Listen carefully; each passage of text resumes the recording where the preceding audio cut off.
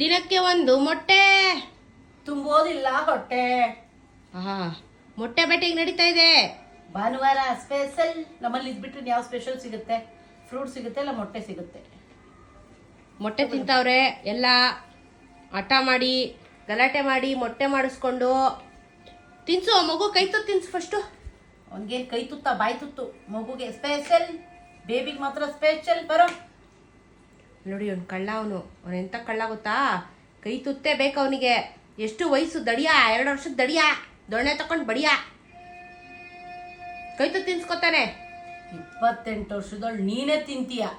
ಇದರಲ್ಲಿ ಇನ್ನೇನು ಹೇಳ್ಬೋದು ನಾವು ಇವಳು ಬಂದಿವಾಗ ನಂಗೂ ತಿನ್ಸು ಅಂತ ಗುಲಾಬಿ. ಅವಳು ಮಗು ಅಂದ್ರೆ ಇವಳು ಮಗು ತಾನೆ ತಗೋಕಂತ.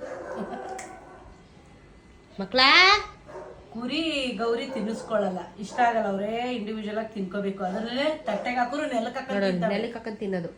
ಅವ್ರ ತಮ್ಮ ಏನು ಕಡಿಮೆ ಇಲ್ಲ. ಕೆಂಚ ಕೆಂಚ ಮಂಚು ಪಂಚು ಎಲ್ಲಮ್ಮ? ಬನ್ರೋ ಬಾ. ಕೆಂಚು ತಿಂತದಲ್ಲಿ ಬೇಗ ಬನ್ನಿ ಎಲ್ಲ. ವಾರಕ್ಕೆ 3 ದಿನ ಮೊಟ್ಟೆ ಕೊಡಿ.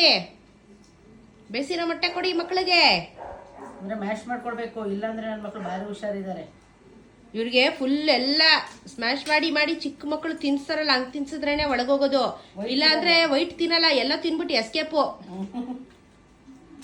ಕಳ್ರು. ಇವ್ರಿಗೂ ಗೊತ್ತು ಎಲ್ಲ ವಾಸನೆ.